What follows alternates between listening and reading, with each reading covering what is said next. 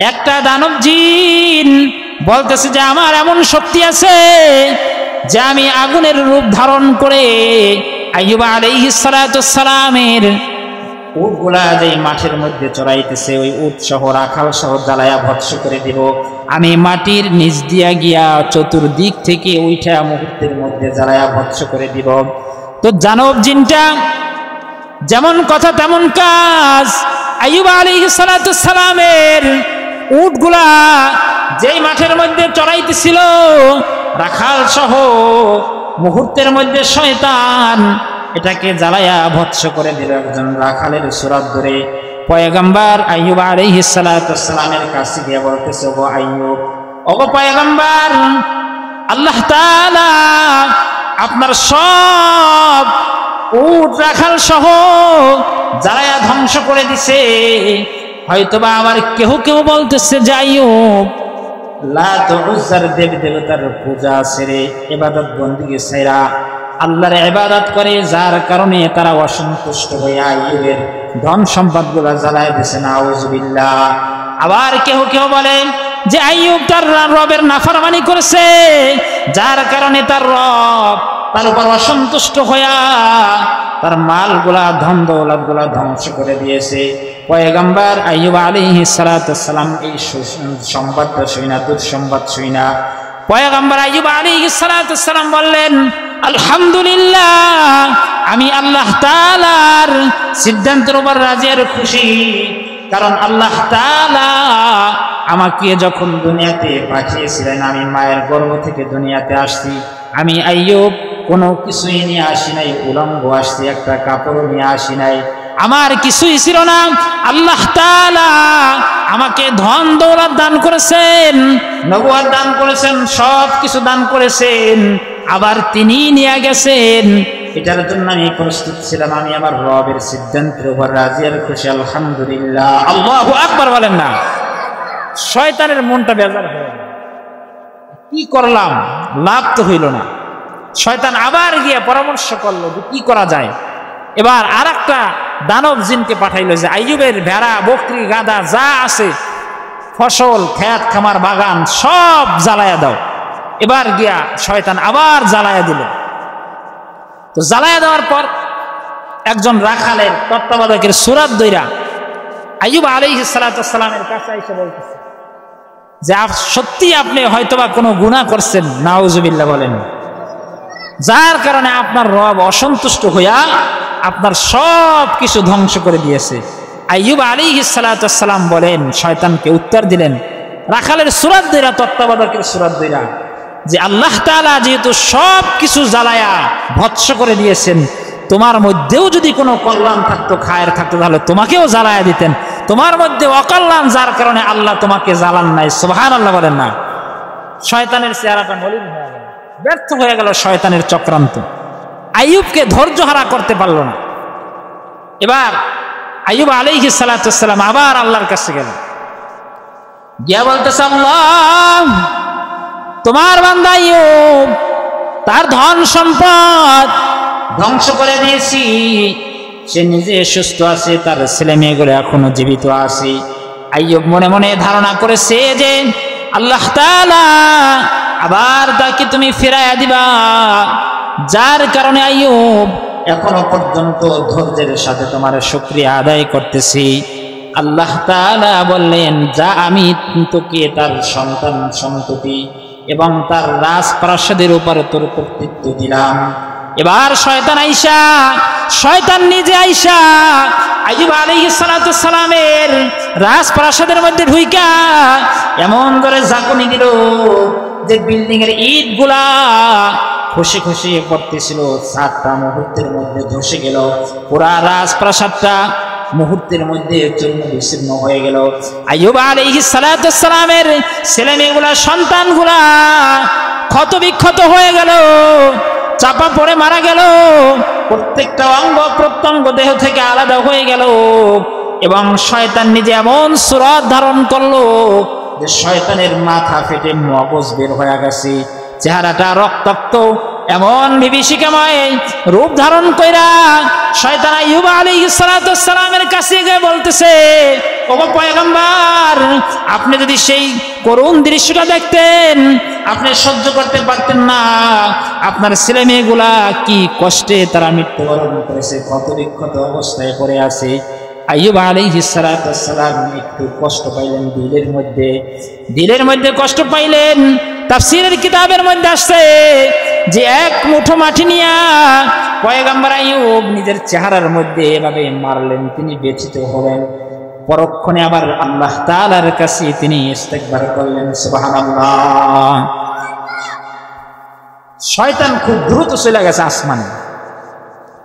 তো শয়তান যাওয়ার আগেই যেহেতু আইয়ুব আবার ইস্তেগফার করছে, আল্লাহ তাআলা তার ইস্তেগফার কবুল করছেন, সুবহানাল্লাহ বলেন।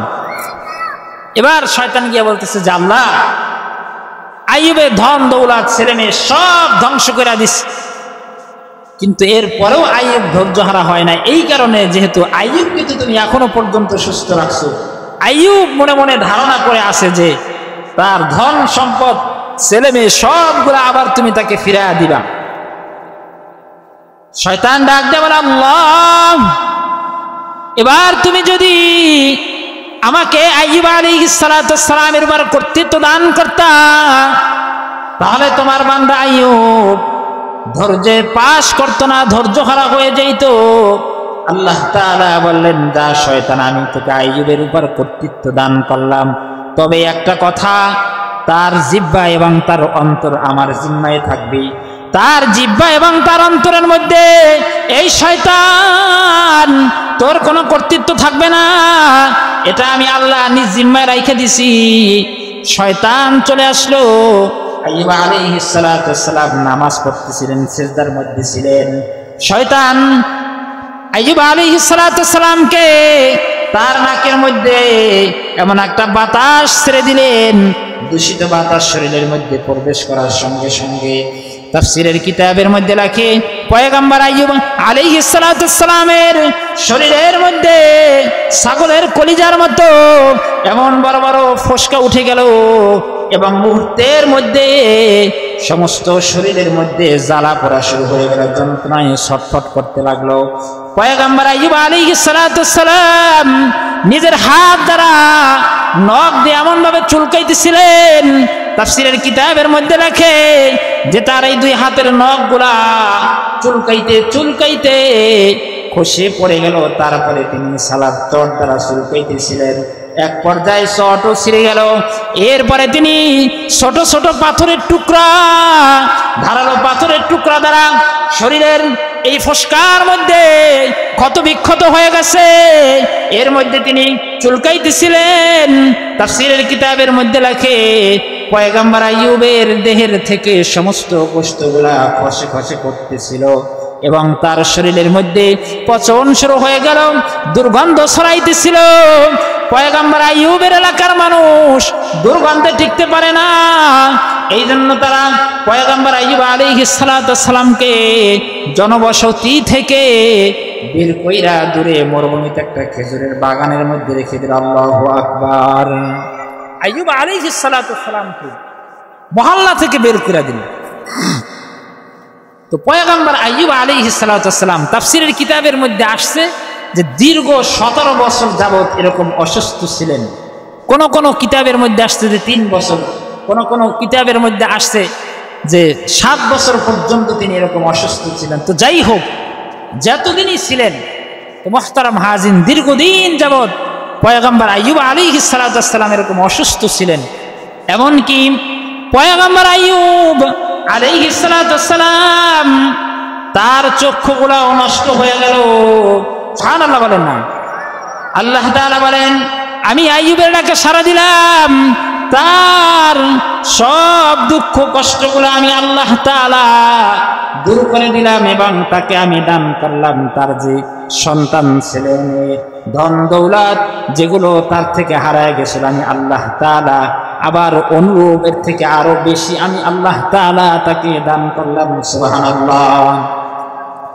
ভিন্ন আয়াতের মধ্যে আসছে আল্লাহ তাআলা বলেন, ওয়াযকুর আবদানা আইয়ুব ইয নাদা রাব্বাহু আন্নী মাসসানিয়াশ শাইতানু বিনুসবিন ওয়া আযাব উরকুদ বিরিজলিকা হাযা মুগতাসালুম বারিদুন ওয়া শারাব। আল্লাহ তাআলা বলেন, পয়গম্বর আইয়ুব যখন তার রবকে ডাক দেন, আল্লাহ শয়তান আমাকে আযাব এবং কষ্টের ছোঁয়া দিয়েছে, ওগো আল্লাহ তুমি আমাকে এখন উদ্ধার করো, আমাকে নাজাত দাও। আল্লাহ তাআলা বললেন, আইয়ুব তুমি কি চাও আমার কাছে চাও, আমি তোমাকে এখনই তোমাকে সুস্থ করে দিব। আল্লাহ তাআলা পয়গম্বর আইয়ুবকে বললেন, উরকুদ বিরিজলিকা হাযা মুগতাসালুম বারিদুন ওয়া শারাব। আল্লাহ তাআলা বলেন, আইয়ুব তোমার পায়ের গোড়ালি দ্বারা জমিনের মধ্যে আঘাত করো। আঘাত করার সঙ্গে সঙ্গে একটা ঝর্ণা সৃষ্টি হয়ে গেল। সুবহানাল্লাহ। আল্লাহ তাআলা বললেন, ওগো আইয়ুব তুমি এই ঝর্ণার মধ্যে ভালোভাবে গোসল করো। গোসল করার সঙ্গে সঙ্গে আল্লাহ তাআলা আইয়ুবকে সুস্থ করে দিলেন। সুবহানাল্লাহ। আর জোরে বলেন না সুবহানাল্লাহ। সুস্থ হয়ে বসে আছে। এরপর আল্লাহ তাআলা আবার বললেন যে আইয়ুব তুমি আবার তোমার পায়ের গোড়ালি দ্বারা জমিনের মধ্যে আঘাত করো। তো আঘাত করার সঙ্গে সঙ্গে পয়গম্বর আইয়ুব আলাইহিস সালাতু ওয়াস সালাম দেখলেন যে আবার একটা ঝর্ণা সৃষ্টি হয়েছে। আল্লাহ তাআলা বললেন যে আইয়ুব আগের বার তোমার বাহ্যিকভাবে যে রোগ শোক ছিল সবগুলো আমি আল্লাহ দূর করে দিছি, এখন তুমি আবার গোসল করো, তোমার আধ্যাত্মিক অন্তরের মধ্যে যে রোগ বিমারি যা কিছু ছিল আমি আল্লাহ এগুলোও দূর করে দিব। সুবহানাল্লাহ বলেন না। আইয়ুব পয়গম্বর গোসল করলেন, তিনি সুস্থ হয়ে গেলেন। এবার তিনি বসে আছেন, নতুন পোশাক দান করলেন আল্লাহ, তিনি পোশাক পরে বসে আছেন। তার স্ত্রী প্রতিদিনের ন্যায় তাকে খোঁজার জন্য আসলেন। আসার পরে এদিক সেদিক তাকাইতেছেন, কি ব্যাপার আমার স্বামী কোথায়? অসুস্থ স্বামীকে তিনি জঙ্গলের মধ্যে ঝুপড়ির মধ্যে রেখে গিয়েছিলেন, খুঁজে পাইতেছেন না, প্রেশান। তিনি মনে মনে ভাবতেছেন, হায় হায় না জানি আবার বাঘে খেয়ে ফেলছে, নাকি কেউ এখান থেকে নিয়ে দূরে ফেলে দিছে। তিনি প্রেশান হয়ে কাঁদতেছেন। এবার তিনি ক্লান্ত হয়ে বসে আছেন। পয়গম্বর আইয়ুব আলাইহিস সালাতু ওয়াস সালাম দূর থেকে দেখলেন। এবার তাকে ডাক দিয়ে বলতেছেন যে তুমি কাকে খুঁজতেছো? বলে আমি আমার অসুস্থ একজন স্বামীকে রেখে গিয়েছিলাম, তাকে খুঁজতেছি। জানি না তাকে বনের বাঘ খেয়ে ফেলছে নাকি কেউ অন্যত্রে ফেলে দিয়েছে। পয়গম্বর আইয়ুব আলাইহিস সালাতু ওয়াস সালাম তাকে ডাক দিয়ে বললেন, তুমি কি তাকে দেখলে চিনবা? এবার তার স্ত্রী বলতেছে যে তাকে দেখলে চিনবে না এমন কেউ নাই, অবশ্যই আমি তাকে চিনব। পয়গম্বর আইয়ুব আলাইহিস সালাতু ওয়াস সালাম বললেন, তাহলে আমার চেহারার দিকে তাকায়া দেখো। এবার যখন তার স্ত্রী তার চেহারার দিকে তাকাইলেন, তাকায়া বলতেছে যে আমার স্বামী দেখতে ঠিক হুবহু আপনার মতোই ছিল। সুবহানাল্লাহ। পয়গম্বর আইয়ুব আলাইহিস সালাতু ওয়াস সালাম বললেন যে আমি তো আইয়ুব। আল্লাহু আকবার বলেন না, আমি তো আইয়ুব। এবার তার স্ত্রী খুশি হয়ে গেলেন। তো তাফসীরের কিতাবের মধ্যে আসতে তার স্ত্রী তাকে এমন ভাবে জড়ায়া ধরলেন খুশিতে যে ততক্ষণ পর্যন্ত তিনি ছাড়েন নাই যতক্ষণ পর্যন্ত আল্লাহ তাকে তার ধন দৌলত ছেলে মেয়ে যা নিয়েছিলেন আল্লাহ তাআলা সব কিছু ফিরায় দিয়েছেন। সুবহানাল্লাহ বলেন।